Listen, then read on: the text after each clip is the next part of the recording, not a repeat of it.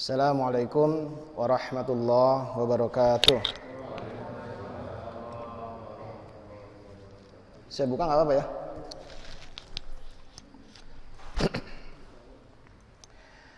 Innal hamdalillah nahmaduhu wa nasta'inuhu wa nastaghfiruh wa na'udzu billahi min shururi anfusina wa min sayyiati a'malina. May yahdihillahu fala mudilla lahu wa may yudlil fala hadiyalah. Asyhadu an la ilaha illallah wahdahu la syarikalah wa asyhadu anna Muhammadan abduhu wa rasuluhu la nabiyya ba'da. Para jamaah sekalian, kita buka dulu dengan membaca basmalah. Bismillahirrahmanirrahim. Pagi ini mungkin saya ingin mengangkat tema tentang doa ya, sebab di musim-musim seperti sekarang ini kita lebih banyak berdoa gitu ya, kita lebih sering lagi berdoa dan kita ingin meluruskan kalau ada kekeliruan kita dalam soal berdoa ini, sebab dalam Islam doa ini adalah ibadah ya, ad-du'a huwa al-ibadah. Doa itu adalah ibadah. Bahkan ada pula disebut ad-du'a mukhul ibadah ya. Doa itu adalah intisari dari ibadah. Nah, karena itu saya kira kita semua sangat sering berdoa ya. Bahkan sholat yang kita lakukan tadi ya, secara umum seluruhnya adalah doa ya, dari mulai takbir sampai salam ya. Apa sih sebetulnya doa itu? Ya, ini tadi sudah disampaikan ya, kalau ada pertanyaan boleh langsung, kalau nggak ada pertanyaan saya yang nanya gitu Pak ya, nanti biar dijawab supaya ada interaksi ya, jangan satu arah gitu. Apa sih berdoa itu sebetulnya? Kira-kira apa Pak? Mulai dari Bapak deh, jawab dulu Pak. Kira-kira doa itu apa Pak?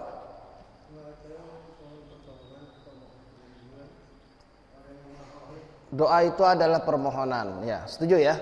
Doa itu adalah permohonan, apapun yang dimohon ya, pertolongan, perlindungan, apapun yang dimohon, doa itu adalah permohonan. Jadi kalau permohonan berarti kita memohon sesuatu. Nah, itulah kita berdoa ya. Pada saat kita memohon sesuatu berarti kita berdoa itu. Nah, terus yang kedua mungkin dari sebelah sini Bapak ya, kenapa sih kita berdoa Pak? Nah, coba. Ya kenapa kita berdoa ya? Kenapa kita mohon perlindungan? Kenapa? Karena kan di dunia kan kita kan punya keyakinan atau Oke, karena punya keyakinan. Ada lagi yang mau jawab, Pak? Kira-kira kenapa Bapak berdoa? Nggak apa-apa, salah nggak apa-apa ya. Ini nggak ada nilainya kok ya. Kenapa Pak berdoa, Pak? Iya, Bapak. Hah? Masa nggak tahu, Pak? Kan sering berdoa nggak? Kenapa berdoa? Bapak boleh Pak bantu Pak? Belum? Pak, coba Pak. Kira-kira kenapa berdoa tuh? Kenapa Bapak berdoa? Sering nggak berdoa Pak? Sering. Kenapa Pak? Keinginan. Oke, keinginan. Jadi ingin selamat, minta perlindungan gitu ya. Ingin sembuh ketika kita sakit, maka kita bermohon, betul ya? Jadi berdoa karena kita punya keinginan. Apakah setiap kita punya keinginan lalu kita harus berdoa? Harus. Kenapa Pak? ya semua tanpa ikhtiar, tanpa doa ya belum tentu bisa dikabulkan. Doa aja belum tentu dikabul, apalagi kita nggak doa. Pinter Bapak deh. Bermohon aja belum tentu dapat kok, apalagi nggak bermohon gitu ya. Nah, ada nggak orang yang nggak berdoa tapi keinginannya bisa diperoleh? Ada. Nah, tuh ya, ada kan? Ada. Nah, terus kenapa Bapak berdoa? Ya barangkali ada ikhtiar. Hah? Ada ikhtiar. Ada ikhtiar juga. Oh, ini cakep jawaban Bapak nih ya. Jadi Bapak Ibu sekalian ya, sebagai seorang Muslim, ini pingin saya meluruskan sedikit ya, sebab disinilah persoalan pertama kekeliruan kita dalam berdoa. Kebanyakan kita meyakini bahwa berdoa itu karena kita punya banyak keinginan, kebutuhan, ya kan? Dan karena itu kita merasa perlu bantuan. Ya, kita merasa perlu bantuan untuk bisa mendapatkan keinginan kita itu. Sebab kalau ikhtiar doang kayak Bapak bilang tadi, belum tentu dapat juga, ya. Karena itu kita minta bantuan supaya keinginan kita itu bisa kita peroleh. Nah, di sinilah saya sebut tadi kekeliruan pertama, ya. Kenapa itu jadi kekeliruan? Ente sekarang anak muda yang jawab nih, ya. Kalau kita berdoa, ya, karena kita punya keinginan, punya kebutuhan, fokus dari doa itu apa? Maksud saya gini, apa yang paling penting dari doa itu? Kalau ente berdoa sesuatu, apa yang menurut ente paling penting dari doa itu? Coba jawab. Hah? Ya permohonannya gitu ya. Jadi yang menjadi pikiran kita adalah bagaimana caranya supaya permohonan itu bisa dikabul. Ini juga perlu diluruskan nih istilahnya, ya, dikabul. Begini Pak, qabul itu dalam bahasa Arab artinya apa artinya? Ijab kabul. Bapak ingat ijab kabul aja nih, ya. Langsung betul ya. Ijab kabul, ya. Ijab itu artinya menyerahkan, qabul itu artinya menerima, gitu dulu, ya kan? Masih ingat nggak Bapak? Ijab qabul, ya. Ijab itu menyerahkan, qabul itu menerima. Siapa yang menyerahkan? Kalau Bapak punya anak perempuan, Bapak yang menyerahkan, ya. Yang menerima adalah suaminya yang menikah itu. Jadi dari orang tua wali perempuan ke suami. Tapi yang diserah terimakan itu bukan anak perempuannya, jangan salah, ya. Salah, bukan yang diserah terimakan itu tanggung jawabnya. Gitu. Tadinya tanggung jawab itu bapaknya, sekarang dia menikah, tanggung jawab itu diserahkan pada suaminya. Begitu sebetulnya, dan itu disaksikan di hadapan Allah. Serah terima ini, gitu, ya. Sama kayak pengurus DKM misalnya, kan, ganti kepengurusan, serah terima, gitu loh, ya. Ada yang menyerahkan, ada yang menerima. Itu ijab qabul itu begitu. Jadi dalam doa, ini soal istilah dulu, ya Bapak Ibu, ya. Dalam doa kita sering, ini karena terjemah bahasa Indonesia, ya. Jadi terjemah dari bahasa Arab ke bahasa Indonesia sering keliru makna. Ya. Itu bahasa Arab sebetulnya, tapi ketika diterjemahin jadi bahasa Indonesia jadi agak menyimpang gitu, ya. Contohnya ini tadi, ya. Qabul, ya. Semoga doa kita dikabul. Maksud Bapak semoga doa Bapak dikabul itu maksudnya apa, Pak?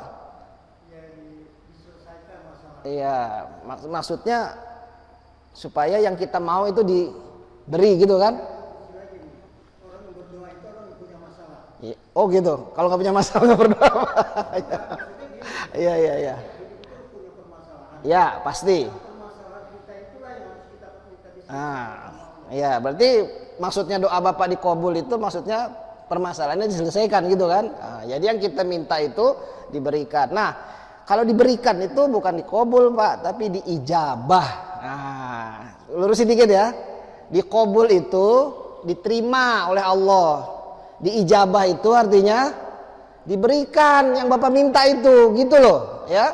Jadi doa kita dikabul, diterima oleh Allah. Lalu setelah diterima oleh Allah, baru yang Bapak inginkan itu diijabah, gitu. Maksud kita doa kita diperkenankan itu maksudnya kan diijabah, ya. Tapi kita sering nyebutnya dikabul, gitu. Ini yang keliru sedikit, ya. Bukan dikabul tapi diijabah, betul nggak? Makanya kalau ada orang yang doanya tuh sering cespleng gitu, ya, dia minta langsung dikasih, disebut itu mustajab, ya. Mustajab itu artinya terijabah apa yang dia minta itu. Nah, itu dulu, ya, dilurusin sedikit. Jadi ya mudah-mudahan Tuhan mendengar doa kita. Iya pasti dengar, orang Allah Maha mendengar kok. Ini kadang-kadang kita suka agak ini juga, ya. Ini pasti dengar, gitu, ya. Mudah-mudahan doa kita dikabulkan. Nah, dalam bahasa Indonesia dikabulkan itu artinya diberikan yang diinginkan. Padahal dalam bahasa Arab bukan itu. Ya, qabul itu diterima oleh Allah. Jadi persis kalau kayak misalnya Bapak di kantor gitu, pingin cuti, kan ngajuin permohonan dulu, betul nggak? Permohonan cuti. Nah, kalau permohonannya salah atau salah ngajuinnya, ya bukan ngajuin ke atasan kita, tapi ngajuinnya ke atasan bagian lain, yang nggak diterima gitu loh. Kok ini permohonan cuti Siapa nih? Pak Kusnadi ada? Pak Kusnadi ya? Pakai masker jadi nggak kelihatan. Permohonan cuti Pak Kusnadi kok kesini? Salah bagiannya sebelah sono gitu ya. Nggak diterima, harus diserahkan ke yang harusnya kan begitu. Nah, setelah diterima atasannya, baru kemudian di ACC, artinya disetujui gitu. Oke, tapi belum tentu juga Pak Kusnadi minta cuti 7 hari, disetujuinya cuma 3 hari, kan begitu misalnya ya. Ya sudah nih, itu diijabah. Ya, paham dulu itu ya. Ada dikobul, ada diijabah. Ada nggak doa yang tidak dikobul? Ada nggak? Doa apa yang nggak dikobul itu? Iya, doa yang ngaco ya, doa yang ngaco. Jangan ya. Bapak minta, ya Allah jadikanlah saya nabi dan rasul. Kira-kira dikobul nggak? Ini gimana ente mintanya ya? Udah jelas Quran bilang Rasulullah itu Nabi Muhammad SAW adalah khataman nabi, udah nggak ada lagi nabi rasul. Ente mintanya jadi rasul.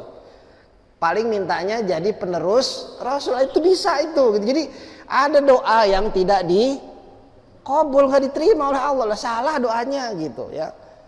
Kalau doa minta jadi presiden masih mungkin Pak, jadi nabi rasul ya susah, udah tertutup gitu. Nah kemudian apalagi doa, nah ini juga yang sering jadi kontroversi ya. Rasul pernah dilarang oleh Allah mendoakan mendoakan keburukan ya, mendoakan spesifik orang tertentu. Doa misalnya supaya Pak A atau Pak B ini kecelakaan di jalan, itu nggak bakal diterima oleh Allah doa yang model begitu ya. Bukan urusan engkau ya, laisa laka minal amrun syai'un. Allah menyebutnya begitu ya dalam surah Ali Imran ayat 128, bukan urusan engkau sama sekali. Au yu'adzibahum au apakah Allah akan mengazab mereka atau Allah akan mengampuni mereka gitu ya. Bukan urusan, jadi nggak boleh kita berdoanya seperti itu. Wah, mudah-mudahan Bapak nih biar sambar geledek gitu. Jangan doa kayak gitu ya. Tidak ya, itu kemudian ada hal-hal doa-doa yang memang nggak dikabul oleh Allah. Kenapa? Salah gitu doanya. Maka bagaimana mau diijabah kalau dikabul aja enggak gitu ya. Jadi dikabul dulu oleh Allah baru kemudian diijabah ya. Jadi kita luruskan sedikit supaya kembali lagi ke bahasa Arabnya. Jadi supaya mudah-mudahan doa kita diijabah gitu. Nah kalau kayak begitu berarti kita pastikan dulu doa kita pantas dikabul. Baik, saya kembali lagi, apa fokus kita atau apa yang paling penting bagi kita dalam urusan doa yang kita panjatkan itu? Tadi ente bilang apa? Permohonannya. Jadi kalau ente minta buat yang belum nikah misalnya minta jodoh, tentu yang paling penting adalah kapan nih dapat jodohnya gitu kan? Siapa nih jodohnya akan diberikan misalnya ya? Atau apa lagi yang kira-kira, atau kalau kita sakit kita mohon, ya Allah sembuhkanlah, ya Allah sembuhkanlah penyakit ini, ya Allah angkatlah wabah ini, ya Allah. Kita akan nilai kan kapan nih wabah ini selesai, kapan masjid kita normal lagi, kapan kemudian kita nggak harus jaga jarak lagi misalnya, nggak harus ini itu lagi dan lain, kembali normal lagi. Itu yang menjadi pemikiran kita. Udah bosen juga nih, 2 tahun lebih udah Bu ya, 2 tahun lebih kita begini melulu nih ya. Bisnis banyak yang berantakan, silaturahmi makin berkurang dan lain-lain. Nah kita mohon itu. Nah kalau doa itu kemudian karena kita punya keinginan, punya kepentingan, punya masalah kayak Bapak bilang tadi ya, maka otomatislah yang paling kita pikirin itu adalah tentang permohonan kita itu. Kapan permohonan kita ini bisa diberikan oleh Allah. Nah, di sini persoalannya ya. Yang pertama, kita harus paham tadi doa adalah ibadah. Apa sih ibadah itu? Kira-kira udah pernah saya bahas ini ya dalam membahas tentang la ilaha illallah itu, la ma'budu illallah. Ibadah itu apa sih sebetulnya? Bapak ada coba, Bapak belum? Atau Ibu boleh Ibu dulu. Ibu. Ibadah itu apa, Bu?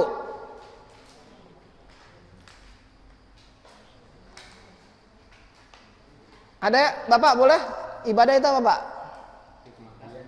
Pengabdian. Bagus. Abdi itu dari bahasa Arab Pak ya. Jadi pengabdian. Abdun itu ibadah yaitu dari kata bahasa Arab itu ya. Apa Pak? Aktivitas. Jadi semua aktivitas itu ibadah gitu Pak ya. Oke. Dan kalau dari bahasa Arabnya ibadah ini ya, abdun yang tadi Bapak bilang itu artinya adalah hamba. Allah adalah al-ma'bud. Allah itu yang kita sembah, yang kita abdi gitu ya. Jadi Allah itu al-ma'bud, kita ini Abdullah. Kita ini adalah hambanya Allah. Hamba itu budak, Allah majikannya, begitu ya. Hamba itu budak, Allah majikannya. Maka ibadah adalah sebuah persembahan dari hamba kepada Allah gitu, kepada al-ma'bud. Dari abdun kepada al-ma'bud. Persembahan, kita mempersembahkan. Tadi saya misalnya diberikan air putih misalnya kan. Ya, ini bukan persembahan, tapi maksudnya diberikan sesuatu ya. Kalau mantu misalnya, mantunya perempuan gitu ya, kemudian masak nasi goreng disajiin ke mertuanya. Nah itu kan pasti dia harus menyajikan nasi goreng yang terbaik, kalau nggak dipecat jadi mantu ya. Jadi ini diberikan. Ini ibadah itu begitu sebetulnya, sebuah persembahan ya. Makanya kita disebut menyembah Allah. Sholat itu menyembah Allah. Kenapa? Ini sebuah persembahan. Nah kalau ini sebuah persembahan, maka tentu harus sesuai dengan keinginan yang disembah, begitu kan? Jadi kalau misalnya anak mantu tadi bikin nasi goreng ya, udah tahu mertuanya nggak suka pedes, dibikinin cabenya sampai doer gitu ya, pasti nggak seneng kan? Baru sesendok aja udah langsung nggak mau dimakan lagi. Maka kalau kita mempersembahkan sesuatu pada Allah, harus sesuai dengan apa yang Allah kehendaki. Kita sholat subuh ini sesuai kehendak kita apa sesuai kehendak Allah? Sesuai kehendak Allah. Allah suruh 2 rakaat ya 2 rakaat dong. Bapak mau nambah jadi 3, kurang nih. Wah, saya pengen lagi semangatnya subuh. Ya tetap aja 2, nggak boleh 3. Harus sesuai dengan yang Allah suruh. Bentar lagi puasa ya. Kita saum Ramadan itu, puasa Ramadan itu ibadah bukan? Ibadah, maka harus sesuai dengan yang Allah kehendaki. Ini udah disediain di meja makan, masakannya sudah banyak, yang masak istri kita sendiri ya. Udah nunggu semua hasil dari nafkah kita sendiri. Lalu kemudian anaknya udah lihat, udah kali ini ya ayah udah gelap di luar, masih kurang 2 menit, berani nggak diminum? Udah kali kurang 1 menit, berani ada yang minum? Begitu adzan maghrib, Allahu Akbar, baru kemudian Bismillah. Karena puasa seharian maka minumnya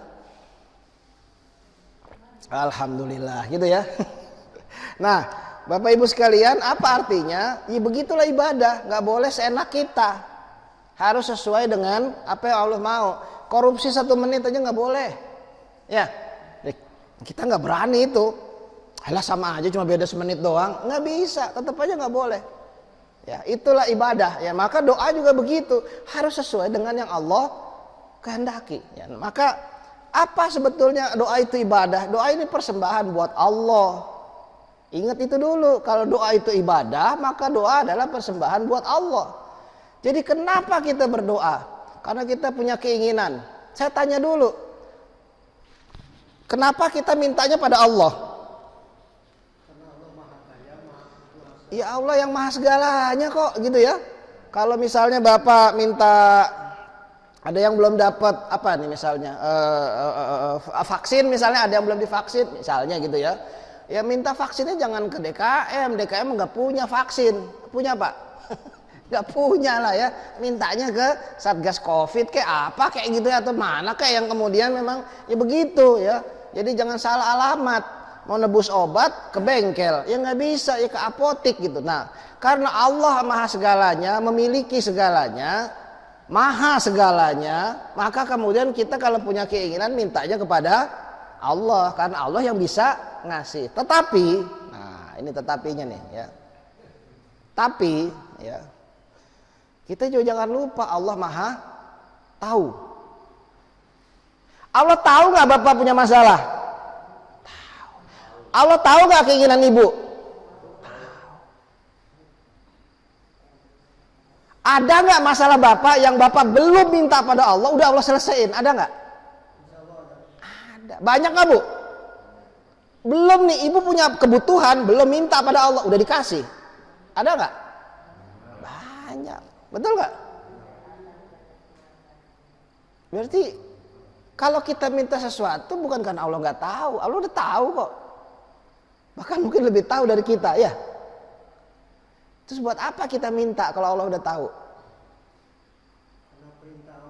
Nah, ini jawaban yang benar. Kenapa kita berdoa? Karena Allah yang merintahkan, Allah yang nyuruh. Suratnya masih ingat? Ghafir atau surah Al-Mu'min, surah ke-40 ayatnya ke-60. Ayat ke-60 dari surah 40, ya, surat Ghafir atau surah Al-Mu'min. Buka Quran, coba buka. A'udzubillahi minasyaitonirrajim. Gimana bunyinya? Ud'uni astajib lakum, ya. Supaya lengkap kita buka dulu Qurannya, ya. Betul ya, ayat 60 ya, takut keliru ya. Seingat saya ayat 60 ya. Wa qala rabbukum, dan berkatalah Tuhan kalian, ud'uni astajib lakum. Doalah padaku, nanti aku berikan. Nah, ya, doalah padaku, nanti aku berikan. Bagaimana kalau kita nggak mau berdoa pada Allah? Ini ayat belum selesai, ada lanjutan. Innalladzina yastakbiruna an ibadati. Siapa yang sombong dari beribadah padaku, maksudnya beribadah ini berdoa. Siapa yang sombong nggak mau doa padaku, saya dukhuluna jahannama dakhirin. Akan aku lempar dia ke neraka yang hina. Ini ayatnya. Jadi kita berdoa itu bukan karena Allah nggak tahu kita punya masalah, bukan karena Allah nggak tahu kita sakit, bukan karena Allah nggak tahu kita butuh apa yang kita butuhkan itu, tapi karena memang diperintah oleh Allah. Justru Allah marah kalau kita nggak berdoa. Ya, siapa yang sombong, tidak mau beribadah padaku, tidak mau berdoa kepadaku, nanti aku lempar dia ke neraka jahanam. Maka ini harus kita paham dulu. Doa adalah perintah Allah. Sebetulnya Bu, ya, Bapak deh, saya nanya Bapak dulu deh. Kira-kira kalau ditimbang sekarang nih Pak, misalnya gitu ya, banyakkan dosa, banyakkan pahala Pak? Kalau ngerasa langsung sedengan. Enggak, Bapak ngerasa dulu. Ya pasti kita tetap berkurang. Lebih banyak kekurangan kita. Kalau ditimbang sekarang, bukan pemilu sekarang Pak, kalau dihisap sekarang gitu ya. Pastilah kita ngaku lah, jujur aja lah ya, banyakkan dosanya mah pahalanya. Betul nggak Bu? Ayolah, jangan pura-pura deh, udahlah.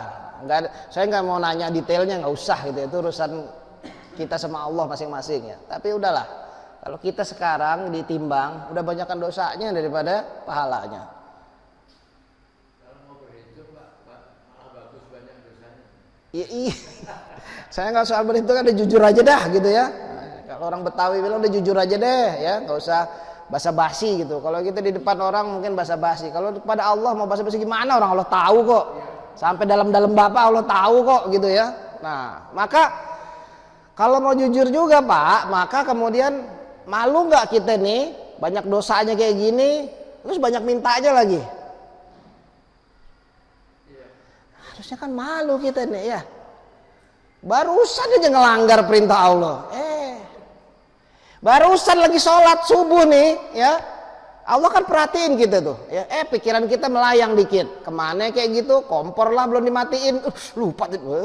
Padahal Allah ngeliatin tuh Bu, oh masih mikirin kompor nih, lagian berangkat ke masjid kompor nggak dimatiin misalnya ya.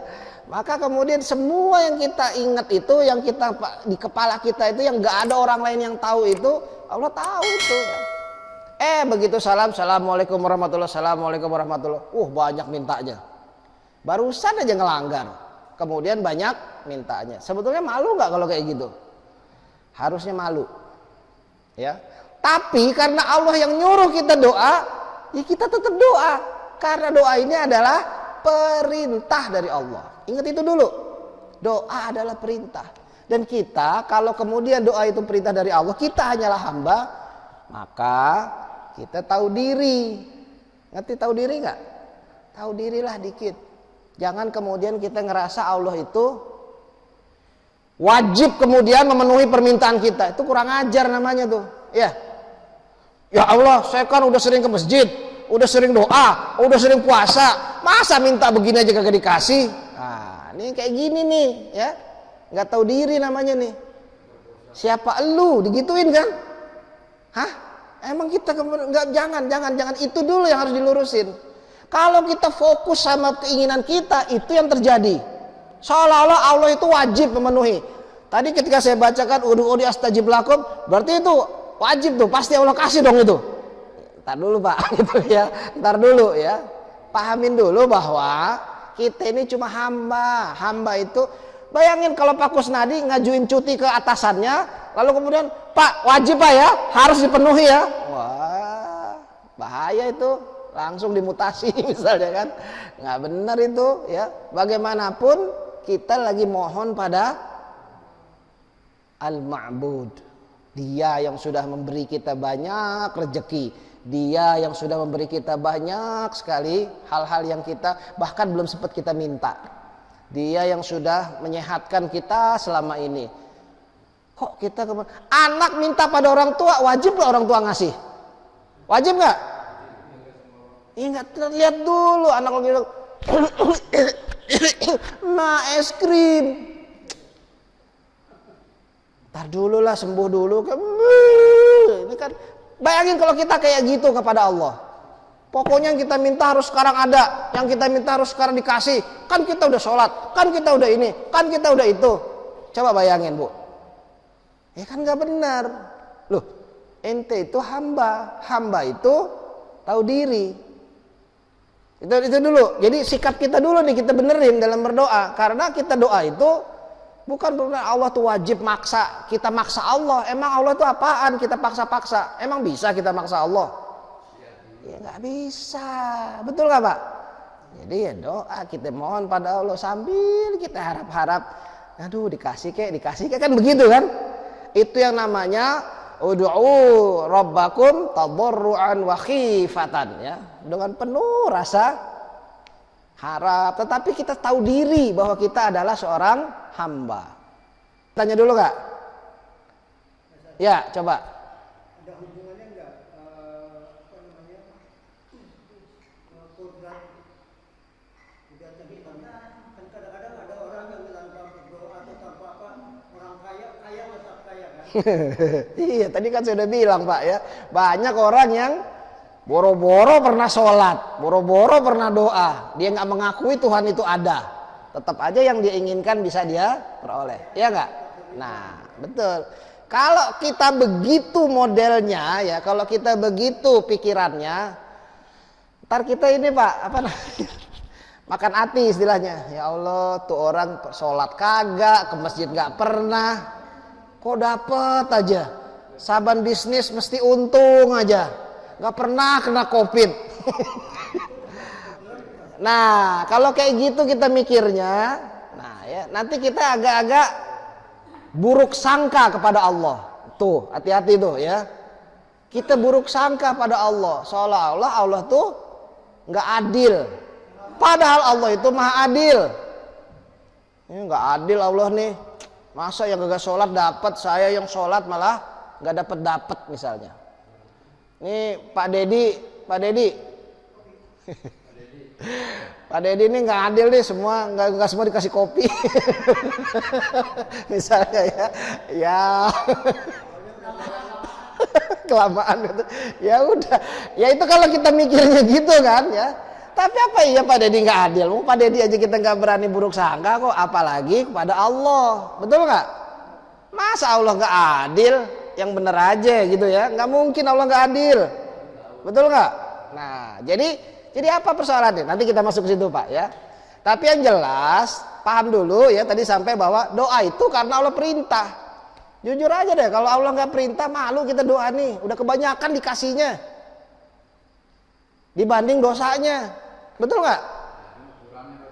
Hah? Iya Pak. Manusia dilahirkan itu kalau sudah takdirkan bahwa siap akan begini ini, nah, tinggal Ya. doanya kita berdoa. Ya, saya Karena doanya ya. Baik.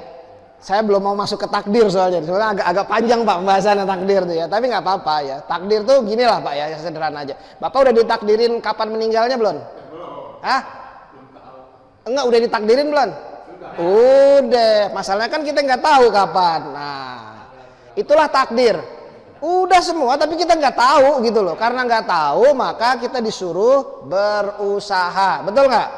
Ya udah gitu aja. Pokoknya usaha itulah yang penting. Kalau mau sehat, ya jaga kesehatan. Kalau mau sakit, ya terserah dah. Gitu. Kalau mau sehat, jaga kesehatan. Kalau mau beriman, ya jaga keimanan. Betul nggak? Nah, gitu aja udah ya. Kita nggak tahu takdir kita gimana kok. Udahlah, urusan takdir biar Allah aja. Itu dulu Pak ya. Saya nggak mau masuk terlalu jauh. Nggak ada ceritanya bahwa saya selama ini miskin, memang udah takdirnya saya miskin. Itu salah Pak. Kalau kayak gitu kita nggak pernah merdeka jadi bangsa nih. Ya. Udah 350 tahun dijajah, emang udah nasib kita dijajah mulu kali gitu. Kalau kayak gitu nggak pernah merdeka gitu Pak ya. Enggak, udahlah takdir udah biarin Allah aja yang kita nggak tahu. Kita yakin sudah ditentukan, tapi kita nggak tahu sampai takdir itu datang pada kita. Paham nggak? Tak kita sakit, berarti emang takdir kita sakit.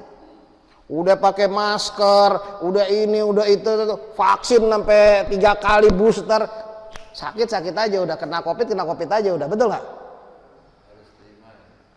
Itu takdir itu kita tahu setelah datang. Sebelum datang mana kita tahu? Setelah meninggal, berarti emang takdirnya hari ini dia meninggal, gitu kan? Itu takdir Pak ya. Saya nggak mau masuk ke situ dulu. Saya masuk ke doanya aja dulu ya, doa. Jadi kita berdoa karena memang diperintah oleh Allah. Karena itu sesuailah dengan yang Allah perintahkan. Sama kayak sholat itu nggak boleh sembarangan karena itu ibadah, maka sesuai dengan yang Allah perintahkan. Nah, kayak apa doa yang Allah perintahkan itu kita harus tahu dulu. Yang pertama ya, tadi dengan penuh kesadaran kita hanyalah seorang hamba. Karena seorang hamba maka kita tahu diri dalam memohon pada Allah. Ya, makasih Pak Dedi. Tuh kan, belum diminta udah dikasih nih, begini. Makasih pada dia. Nah, saya lanjutkan ya. Tadi saya ngeledeknya kopi dikasihnya teh nih. Nah, nggak apa-apa, itu serap Pak Dedi gitu ya. Nah, oke, saya lanjutkan lagi ya. Jadi pertama kesadarannya kita seorang hamba. Hati-hati Bapak Ibu, jangan maksa dalam berdoa. Ente masuk maksa aja udah, ente sendiri yang sakit hati ntar. Kita sendiri yang gelisah, betul nggak? Kalau kita maksa, tapi kalau kita tahu diri nggak begitu, ya tahu dirilah bahwa kemudian kita hanya seorang hamba dan kita tahu Allah itu maha segalanya. Kita yakin Allah itu maha segala dan gampang, kecil mau ngasih apa yang kita minta itu gampang. Tetapi kita tahu bahwa Allah itu jauh lebih luas pertimbangan daripada kita yang sekecil ini, sesempit ini. Ya, betul nggak? Itu dulu nomor 1 supaya kita jangan kurang ajar berdoa pada Allah. Yang kedua, kita periksa apa yang kita minta. Ya, periksa yang kita minta, yang kita doa itu. Karena doa ini ibadah, Allah mencontohkan bagaimana doa itu. Allah mencontohkan apa yang harusnya diminta itu. Di mana kita tahu Allah contohkan itu? Di dalam Quran. Allah mengabadikan begitu banyak doa para nabi rasul maupun doa orang-orang biasa yang terpilih ya, tertentu terpilih dalam Quran. Begitu banyak doa nabi rasul yang direkam dalam Quran, itu bukan sembarangan, tetapi itu dipilih oleh Allah supaya Bapak baca, supaya Ibu baca, supaya kita semua baca. Begini loh doa itu yang benar gitu ya. Apa doa yang paling sering dibaca? Doa sapu jagat biasanya ya. Rabbana atina fid dunya hasanah wa fil akhirati hasanah wa qina adzabannar ya. Tuh, doa sapu jagat. Semua kita minta tuh ya. Ini saya yang ada cerita sedikit nih, tapi jangan marah ya. Jadi lagi tawaf di Ka'bah itu kan. Ya di terakhir itu doanya adalah doa sapu jagat ini ya, dari pojok terakhir sampai ke pojok Hajar Aswad itu, Rabbana atina fid dunya hasanah wa fil akhirati hasanah wa qina adzabannar. Rupanya ada seorang bapak yang haji sama istrinya ada 2 lagi ya. Kemudian dua-duanya ikut haji bareng dan tawaf di situ. Tapi setelah tawaf 1 kali putaran, 2 kali putaran, 3 kali putaran, putaran keempat istri yang keduanya ngambek. Lalu doanya dirubah. Rabbana atina fid dunya hasanah wa fil akhirati aminah katanya. Wa qina azabannar. Enggak taunya dia namanya Aminah, istri pertamanya Hasanah. Katanya di dunia udah Hasanah, di akhirat minta Hasanah juga. Wa fil akhirati aminah. Ya jangan begitu ya. Doa dirubah semaunya. Jangan ya. Rabbana atina fid dunya hasanah wa fil akhirati hasanah wa qina azabannar, itu doa yang luar biasa ya. Itu diabadikan dalam surah Al-Baqarah. Jadi Bapak Ibu sekalian, kita minta sesuai dengan yang Allah perintah. Jangan minta yang Allah larang. Nah, ya, jangan minta yang Allah larang. Kalau udah ada larangan dari Allah jangan diminta, ya. Maka kita ikutin ya doa-doa yang diabadikan dalam Quran. Tetapi bukan berarti nggak boleh doa apa-apa ya. Doa yang remeh-remeh pun boleh kok. Karena Allah adalah, kita disuruh, kita hilang sendal ya Allah, sendal saya hilang di masjid, gantiin yang bagusan dong ya Allah. Jangan terus sendal orang diembat. Jangan gitu ya. Tapi entah dari mana jalannya sendal kita putus, nanti minta saja sama Allah bahkan hal-hal yang remeh sekalipun. Akan tetapi, nah ini kita harus paham lah ya bahwa Allah itu maha segalanya. Bapak nih misalnya besok Pak, hari Senin pagi jam 8 diundang oleh Presiden Jokowi di istana. Wah ya. Tahu nggak Pak Presiden Jokowi? Tahu ya. Diundang ke istana karena dianggap tokoh yang berhasil di masyarakat, di RW 20 inilah misalnya ya. Diundang. Dan Pak Jokowi mau ngasih hadiah buat Bapak ya. Bapak diundang jam 8. Kira-kira datang jam berapa Pak ke istana? Hah? Jam 6. Wah, jam 8 diundangnya, jam 6 udah datang tuh ya. Ya nggak apa-apa, takut macet kan? Nah, kalau perlu kemah depan Istana Negara ya. Tidur situ kalau perlu. Nah, terus begitu datang di hadapan Pak Jokowi, mejanya kan gede itu meja presiden ya. Bapak duduk ke situ. Pak Jokowi lagi sibuk tanda tangan. Bapak gimana sikapnya Pak duduknya? Iya, gimana Pak? Apa gaya-gaya gitu atau gimana? Pasti kemudian. Nah, ya nggak Pak? Pasti terus sopan. Berani nggak Bapak berdua misalnya bisik-bisik ketawa-ketawa gitu di depan presiden? Berani nggak? Nggak berani. Betul ya? Oke, setelah itu ramah tamah, terus Pak siapa namanya maaf? Hah? Pak Hasan. Pak Hasan nih saya tahu banyak jasanya di RW 20 itu luar biasa Pak, sampai juga masuk ke laporan di depan saya. Nah, saya mau ngasih hadiah buat Bapak nih. Bapak minta apa? Satu permintaan, ini bukan jin ya. Satu permintaan saya akan kasih Pak. Kira-kira minta apa Pak? Sepeda. Astagfirullahalazim. Pak Allah Pak. Ya dikasih sepeda, ya udahlah, mintanya sepeda nih, kasih sepeda. Pulang seneng. Yang lain pada ketawa. Bapak ditanya presiden minta apa aja boleh, mintanya sepeda. Biasanya kasih sepeda. Iya. Kira-kira kalau Bapak yang diundang minta apa Pak? Ya, dengar, saya mau dengar. Apa Pak?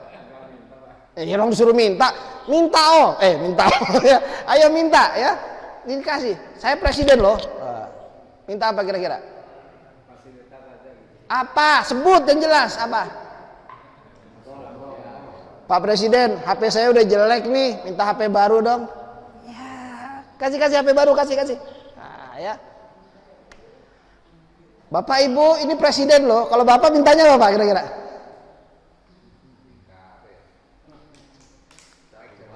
Hah? Tuh, ini keren nih, Pak. Saya dong jadi komisaris PLN. Ya kan? Saya mau dong jadi komisaris BUMN.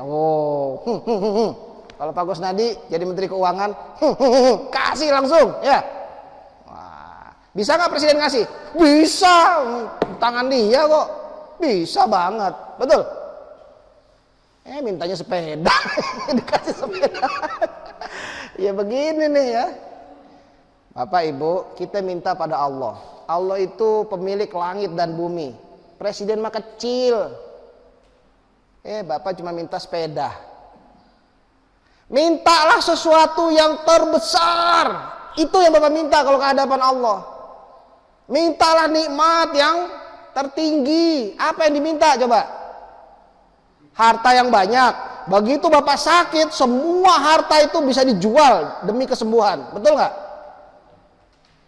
Kalah dengan kesehatan. Minta kesehatan. Wal afiatan fi jasadin. Boleh itu diminta. Minta kesehatan supaya bisa sholat di masjid berjamaah lagi. Minta kesehatan supaya terlindung dari penyakit. Itu harganya mahal. Gak cukup gaji kita untuk beli kesehatan itu. Kalau udah sakit baru terasa kan, ternyata sehat itu mahal. Kenapa kita selama ini cuma minta yang remeh-remeh? Minta. Ada nggak yang lebih besar lagi dari kesehatan? Ada nggak? Nggak ada. Ada Pak, ya. Demi Allah ya, demi Allah, kesehatan itu bahkan Allah kasih ke orang yang paling zolim sekalipun. Gak ada harganya kesehatan tuh di mata Allah. Allah itu Ar-Rahman, Ar-Rahim. Maha pengasih, maha penyayang. Kenapa Ar-Rahman? Semua makhluk Allah itu pasti Allah kasih rezeki. Bahkan yang paling zolim sekalipun. Bahkan yang gak pernah berdoa sekalipun. Bahkan yang gak pernah sholat sekalipun. Bahkan yang kerjaannya ngezolimin orang terus menerus sekalipun. Allah kasih. Itulah Ar-Rahman. Tetapi Allah juga Ar-Rahim. Ar-Rahim itu artinya maha penyayang. Ar-Rahim itu Allah hanya memberi pada hamba-hamba pilihan. Gak semua dikasih. Allah pilih nih siapa yang pantas dikasih. Hanya mereka yang Allah kasih. Apa itu? Itu nikmat yang tertinggi. Apa itu? Hidayah, keimanan, keistiqomahan. Itu nggak semua dikasih Bu, nggak semua dikasih Pak. Berapa warga RW 20? Berapa yang Allah kasih rezeki bisa sholat subuh di masjid ini pagi ini? Nggak ngerasa Bu, itu pilihan. Nggak ngerasa Pak. Kalau sepeda terasa Pak ya. Kadang-kadang kita suka melupakan. Persis kayak kesehatan. Ntar kalau udah sakit baru terasa sehat itu penting. Ntar kalau udah kemudian dicabut keimanan baru tahu deh bahwa itu ternyata bahkan kita sakit sekalipun yang penting keimanan kita itu nggak goyang. Betul nggak? Jangan gara-gara mau sembuh karena satu sakit kita gadaikan akidah kita gadaikan keimanan kita. Ada loh orang yang kayak gitu. Allah larang dia berobat dengan cara-cara syirik. Syirik itu dosa yang paling Allah benci. Dia gara-gara pengen sembuh nggak peduli, jalan syirik pun dia tempuh. Ke dokter nggak bisa, ke dukun, dukunnya juga dukun yang begini lagi. Nggak apa-apa deh, yang penting kan ikhtiar supaya sembuh. Itu mah bukan ikhtiar Pak. Allah larang itu cara-cara yang model begitu. Tapi kita kemudian tempuh karena keinginan kita tuh pengen sembuh, pengen sembuh. Lalu kita gadaikan hal yang lebih penting. Gara-gara pengen dapat duit, kita gadaikan kesehatan. Akhirnya sakit. Gara-gara pengen sehat, kita gadaikan keimanan. Akhirnya jadi sehat, meninggal, masuk neraka. Mau? Na'udzubillah, tsumma na'udzubillah. Hati-hati, ya. Ada hal yang lebih penting yang Allah suruh kita minta. Udah jam 6 nih ya. Jadi itulah kenapa ya doanya itu kita selalu mohon pada Allah. Lihat Nabi Ibrahim. Nabi yang doanya itu banyak sekali direkam dalam Al-Qur'an. Ya, Nabi Ibrahim berdoa. Karena apa? Karena udah tua, udah lama, kemudian minta punya anak. Bukan karena udah 90 tahun tapi belum punya anak. Bukan karena apa-apa, tapi karena memang beliau tahu tugasnya sebagai Nabi Rasul ini belum selesai. Harus ada yang nerusin, ya. Maka beliau minta anak. Rabbi habli minas sholihin. Ya Allah, berikanlah aku anak yang soleh. Lalu kemudian diberikan oleh Allah, yaitu Nabi Ismail dari istri keduanya Siti Hajar. Seneng luar biasa punya anak, ganteng kayak Pak Hasan gini ya. Waduh, anaknya ganteng banget. Tiba-tiba Allah perintahkan, bawa anak istrimu ke Mekah. Tadinya di Yerusalem, di Palestina nih, Nabi Ibrahim sama istrinya bawa ke sana. Lalu kemudian di sana ditinggal istri dan anaknya. ditinggal di sebuah tempat yang nggak ada orang di situ. Kira-kira perasaan seorang bapak gimana nih coba? Ya, tapi karena ini perintah Allah dia kerjakan juga. Di balik bukit di Mekah itu, karena Mekah itu kan kayak mangkok, kayak banyak bukit di sekitarnya. Di balik bukit itu Nabi Ibrahim berdoa. Doanya diabadikan dalam surah Ibrahim, ya, surah ke-14 itu. Rabbana inni askantu min dzurriyyati biwadin ghairi dzi zar'in inda baitikal muharram. Ya Allah ya Tuhan, aku telah meninggalkan anak istriku di lembah yang kering, kerontang, nggak ada pohon-pohonan, di dekat rumahmu yang mulia itu, dekat Ka'bah yang mulia itu. Kalau bapak ninggalin anak istri tempat yang kering kerontang nggak ada orang kayak gitu, kira-kira bapak mintanya apa pada Allah? Ya Allah, jagain ya Allah, jangan sampai rezekinya seret, makanannya yang banyak, jangan sampai kesusahan. Kan gitu yang kita doain kan? Tapi tidak Nabi Ibrahim. Rabbana liyuqimus shalah faj'al afidatan minan nas tahwi ilaihim. Rabbana liyuqimus shalah. Ya Allah, jadikanlah mereka pandai mendirikan sholat. Itu yang Nabi Ibrahim minta pada Allah. Kenapa Nabi Ibrahim minta kayak gitu? Jelas itu harganya lebih mahal daripada sepeda. Jelas itu lebih mahal daripada buah-buahan. Jelas itu lebih mahal dari hal-hal yang sederhana kayak begitu. Kenapa? Dalam ayat yang lain Allah justru menyebut bahwa siapa orang yang menjaga sholatnya dan menjaga keluarganya untuk mendirikan sholat, Allah jamin rezekinya. Jadi yang diminta adalah, bahasa saya, jangan sekedar minta buah, minta pohonnya sekalian. Bapak minta sepeda, bapak ini minta jadi komisaris BUMN, ya bisa ribuan sepeda dibeli itu. Jangan cuma minta buahnya, minta pohonnya sekalian. Doa para nabi rasul itu selalu doa yang minta pohon, bukan sekedar buah. Rabbana afriq alaina sobron. Ya Allah, limpahkanlah padaku, tuangkanlah padaku kesabaran. Kenapa mintanya itu?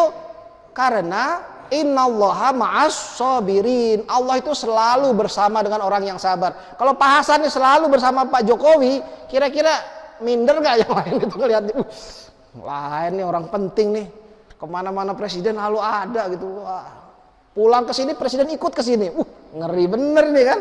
Wah ya, innallaha ma'as sabirin itu begitu bu.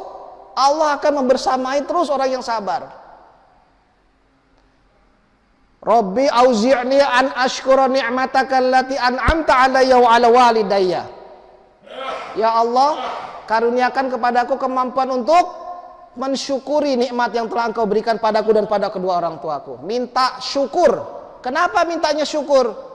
La in syakartum la azidan. Enggak usah pakai diminta lagi yang lain. Kalau ente bisa mensyukuri, Allah pasti akan tambah. Allah tahu ente gak punya sepeda, misalnya. Langsung. Jadi yang diminta tuh pohonnya, bukan buahnya. Apa pohonnya itu diabadikan dalam Al-Quran. Doa para nabi rasul itu begitu. Ya, Rabbana liyuqimus shalah. Rabbi ja'alni muqimas sholati wa min dzurriyyati. Begitu mintanya. Ya Allah, jadikanlah aku orang yang pandai mendirikan sholat, juga anak keturunanku juga. Itu yang diminta. Nah, terakhir, jadi hati-hati yang kita minta nih ya. Ya boleh aja minta sendal baru, tapi kalau berhadapan dengan Allah jangan cuma minta yang remeh-remeh begitu. Minta yang seperti doa para nabi rasul itu. Terakhir, Bapak Ibu sekalian, ini paling krusial nih ya. Ada istilah, ini istilah saya doang ya, istilah saya aja. Dalam berdoa itu ada tendangan baliknya. Nah ya, tendangan balik. Gini, saya ambil contoh. Bapak pernah nggak berdoa Robbi zidni ilman warzuqni fahman? Pernah ya? Artinya Robbi zidni, ya Tuhanku, zidni, tambahkanlah padaku ilman, ilmu pengetahuan. Warzuqni, rezekikan padaku fahman, pemahaman. Jadi ada orang dikasih ilmu nggak dikasih pemahaman, repot juga nih ya. Catatannya numpuk pengajian itu ya, tapi nggak pernah paham, itu repot juga. Makanya rezekinya itu pemahamannya justru ya. Robbi zidni ilman warzuqni fahman. Oke, Bapak minta doanya Robbi zidni ilman warzuqni fahman. Kira-kira Ilmu itu dapatnya dari mana, Pak? Ya dari Allah.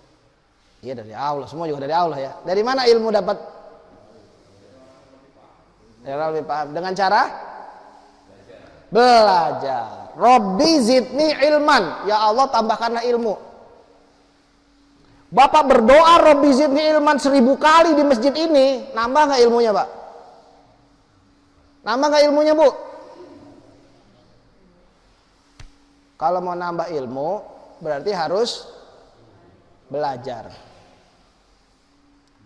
Umar ibn al-Khattab radhiyallahu anhu pernah marah pada seorang yang di masjid, doa dari pagi sampai sore, Allahumma rzuqni, Allahumma rzuqni. Marah Umar bin Khattab, sana ke pasar sana, ngangkut-ngangkut beras kek, apa kek kalau mau dapat rezeki. Artinya apa?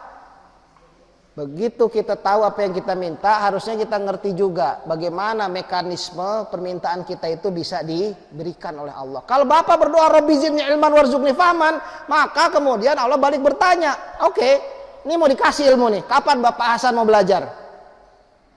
Betul nggak? Oke, mau dikasih rezeki, kapan Bapak mau usaha? Ini mau dikasih rezeki nih. Maka ini yang bahasa saya tadi, tendangan baliknya. Ya, tendangan baliknya begitu. Dulu kita minta pada Allah karena saya belum lahir ya, tetapi yang jelas orang tua-tua kakek nenek kita dulu ngerasain nggak enaknya dijajah oleh penjajah yang manapun, yang Belanda, yang Inggris, yang Portugis, yang Jepang, semuanya sama brengseknya kalau menjajah itu ya. Hancur kita ini dijajah mereka. Maka kita semua bermohon pada Allah supaya bebas dari penjajahan. Lalu apakah penjajah itu bisa pergi dari negeri kita ini hanya dengan kita berdoa kayak begitu aja? Gak bisa. Allah tuntut kita lakukan usahanya. Dalam surah Asy-Syura surah 42 ayat 39 Allah jelas menyebutkan siapa orang yang dizolimi dia harus membela dirinya sendiri. Maka bukan ajaran Islam ditampar pipi kiri kasih pipi kanan, itu bukan ajaran Islam. Paham itu ya? Tampar pipi kiri kasih pipi kanan itu namanya blow on. Orang Islam gak boleh begitu, harus mau membela dirinya. Jadi kalau Bapak minta Robbi zidni ilman, maka belajarnya kapan? Bapak minta kesehatan, maka Allah akan tendang balik. Kapan Bapak mau jaga kesehatan? Kan gak mungkin nih kita mintanya kesehatan, tapi yang kita kerjakan selalu saja merusak kesehatan. Kira-kira Allah melihatnya gimana coba? Ya Allah, berikanlah kesehatan. Diliatin itu bagaimana coba ya? Nggak apa-apa, mudah-mudahan tersinggung yang rokok. Tersinggung itu baik ya, asal ditindak lanjutin. Ya coba bayangin gitu ya, kita minta ini itu, tapi yang kita lakukan berkebalikan. Kita minta A, yang dilakukan B. Apa kemudian terjadi kalau begini? Kita minta merdeka, tapi kita jilat penjajah terus. Nggak bakalan merdeka kalau begitu. Lawan. Kalau kita minta ilmu, Allah tanya balik, kapan belajarnya? Kita minta rezeki, Allah tanya balik, kapan kerjanya? Kita minta hidayah, Allah tanya balik, kapan ngajinya? Betul nggak? Kalau minta kesehatan, Allah tanya balik, kapan Bapak mau jaga kesehatan? Tendangan balik itu menjadi penting. Makin keras kita berdoa, makin kuat tendangan baliknya. Apa akibatnya? Coba lihat. Orang yang berdoa pada Allah, dia akan berusaha kemudian memenuhi kewajiban dia dari permintaan itu tadi. Kalau dia minta belajar, tambah ilmu, dia akan penuhi kewajiban dia belajar siang malam. Robbi zidni ilman. Kalau dia pengen apa, dia berusaha luar biasa. Kalau dia sakit pengen sembuh, dia berusaha untuk disiplin, mencegah supaya penyakit itu nggak tambah parah. Betul nggak? Itu yang kemudian akhirnya kita mendapat pahala dari Allah, bukan sekedar dari doa kita, tapi dari amal yang kita lakukan gara-gara kita berdoa itu. Paham nggak sampai situ? Bukan. Tentu saja yang dihitung dan dicatat itu amal kita, Pak.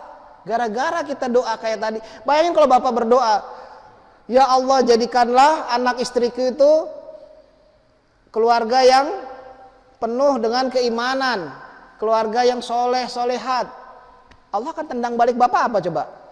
Apa yang sudah Bapak kerjakan sebagai kepala rumah tangga. Betul nggak? Doanya banyak tapi yang dikerjain kan aneh jadinya tuh ya. Makin kenceng doanya, makin tendangan baliknya makin keras. Ini yang harus kita ingat ya. Karena akhirnya pahala kita itu diperoleh dari amalnya. Kemudian kita tahu bahwa walaupun kita udah berusaha, walaupun kita udah berdoa, belum tentu juga kemudian yang kita inginkan itu diberikan. Kenapa? Karena Allah lebih tahu kapan ini dikasih. Misalnya Bapak minta rezeki, Bapak minta jadi komisaris BUMN tadi ya misalnya. Tapi Allah tahu kalau Bapak jadi komisaris BUMN 3 bulan korupsi di penjara, maka Allah gak kasih. Kira-kira baik gak itu? Tuh, ingat ya, kita nggak tahu apa yang baik bagi kita. Dalam surah Al-Isra disebutkan, wa yad'ul insanu bisyarri du'aahu bil khair wa kana al-insanu ajulan. Manusia itu berdoa untuk keburukan sama kuatnya dengan minta kebaikan. Manusia itu memang sifatnya terburu-buru terus. Wa yad'ul insanu bisyarr. Manusia itu berdoa untuk keburukan. Jadi ada hal-hal yang kemudian kita minta itu sebetulnya buruk buat kita. Wajar nggak kalau Allah sayang pada kita lalu nggak dikasih? Persis kayak anak kita lagi sakit tenggorokan minta es krim, nggak kita kasih, yang dikasih obat, pahit lagi. Apa itu berarti kita nggak sayang pada anak? Sayang, justru karena sayang dikasih obat. Orang tua yang nggak ngerti lah, yang ngaco lah, yang kemudian malah dikasih es krim. Jadi di sini kemudian kita melihat kasih sayang Allah dalam persoalan apakah permohonan kita dikasih atau nggak dikasih. Atau kadang-kadang dikasih tapi ntar dulu, nunggu sehat dulu. Begitu udah sehat baru dikasih es krimnya, betul nggak? Sekarang obat dulu, kalau udah sehat baru es krim. Maka begitu juga, kita jangan minta buru-buru pada Allah. Ada waktunya. Pas waktunya itulah kemudian pasti akan Allah berikan juga. Sampai meninggal nggak dikasih juga. Ada nggak yang begitu? Ada. Minta punya anak, sampai meninggal nggak punya anak? Ada. Apakah sia-sia doanya?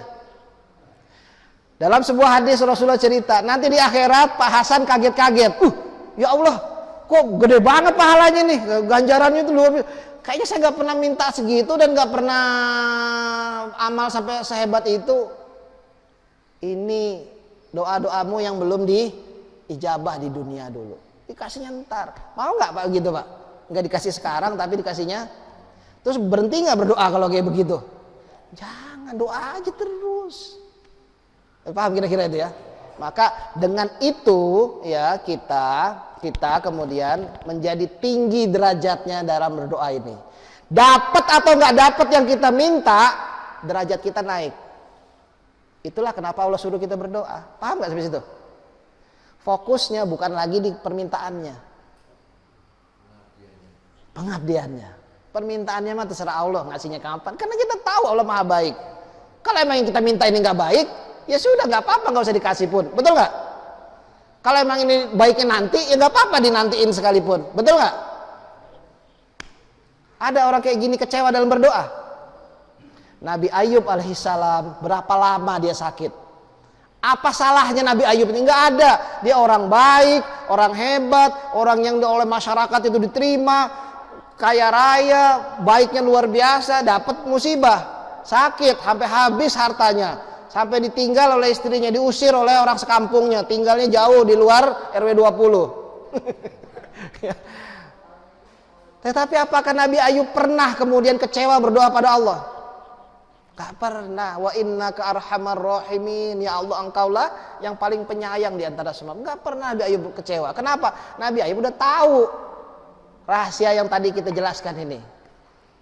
Karena itu terus aja, dan Nabi Ayub santai aja, mau tetap sakit kayak mau sembuh kayak, dia berusaha pasti berusaha. Kalau dia nggak berusaha itu yang konyol. Maka pantas kalau kita disentil sama Allah, bukannya dikasih kesembuhan tambah parah penyakitnya. Lah dia salah kok ya. Udah tahu sakit paru-paru, jantung udah bermasalah terus saja ngerokok. Ya salah dia kalau kemudian kena kanker, bukannya sembuh malah kena kanker, bukannya sehat malah dapat serangan jantung. Kenapa? Dia sendiri yang bikin masalah, atau narkoba atau apapun ya. Naudzubillah tsumma naudzubillah. Tapi yang jelas Nabi Ayub berusaha menjaga semuanya itu, dan kemudian belum dikasih juga sampai waktu yang cukup lama, pernah kecewa. Nah, mudah-mudahan kita begitu, betul ya? Taib, udah jam 6 seperempat, saya akhiri dulu. Mudah-mudahan bermanfaat. Atau masih ada pertanyaan sebelum saya tutup? Cukup ya? Baik. Saya akhiri, mudah-mudahan Allah Subhanahu wa taala senantiasa memberikan kita pemahaman yang benar dan menghindarkan kita dari pemahaman yang salah. Dan semoga Allah Subhanahu wa taala senantiasa memberikan taufik dan hidayah pada kita semua. Amin ya rabbal alamin. Subhanakallahumma wa bihamdika asyhadu an la ilaha illa anta astaghfiruka wa atubu ilaik. Walhamdulillahi rabbil alamin. Assalamualaikum warahmatullahi wabarakatuh.